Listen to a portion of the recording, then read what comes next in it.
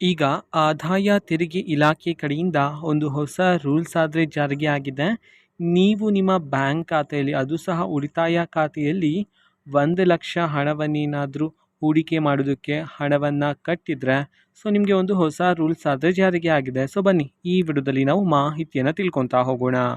ವಿಡಿಯೋವನ್ನು ಸ್ಟಾರ್ಟ್ ಮಾಡ್ತೀನಿ. ಅದಕ್ಕಿಂತ ಮೊದಲು ನೀವಿನ್ನು ನಮ್ಮ ಚಾನೆಲನ್ನು ಸಬ್ಸ್ಕ್ರೈಬ್ ಮಾಡದೇ ಇದ್ದರೆ ಈ ಕೂಡಲೇ ಚಾನೆಲ್ಗೆ ಸಬ್ಸ್ಕ್ರೈಬ್ ಮಾಡ್ಕೊಳ್ಳಿ ಮತ್ತು ಲೈಕ್ ಮಾಡಿ. ಈಗ ನಾವು ಇನ್ಫಾರ್ಮೇಷನನ್ನು ತಿಳ್ಕೊತಾ ಹೋಗೋಣ.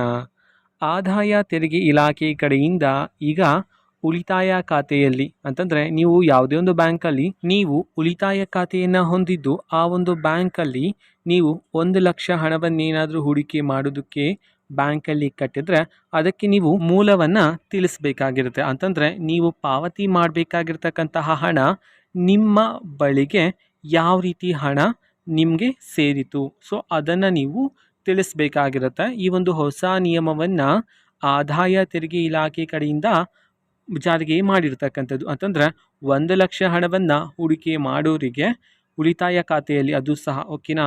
ಅವರಿಗೆ ಈಗ ಹೊಸ ರೂಲ್ಸ್ ಆದರೆ ಆದಾಯ ತೆರಿಗೆ ಇಲಾಖೆ ಕಡೆಯಿಂದ ಈಗ ಮಾಹಿತಿ ಆದರೆ ತಿಳಿಸಿರ್ತಕ್ಕಂಥದ್ದು ಓಕೆನಾ. ಇದು ಇವತ್ತಿನ ಒಂದು ವಿಡಿಯೋ.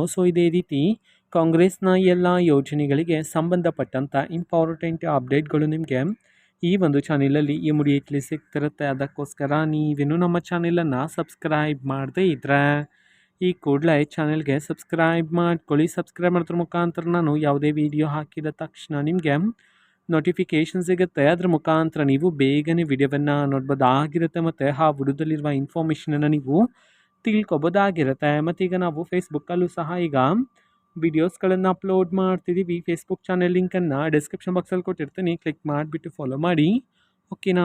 Thank you, bye.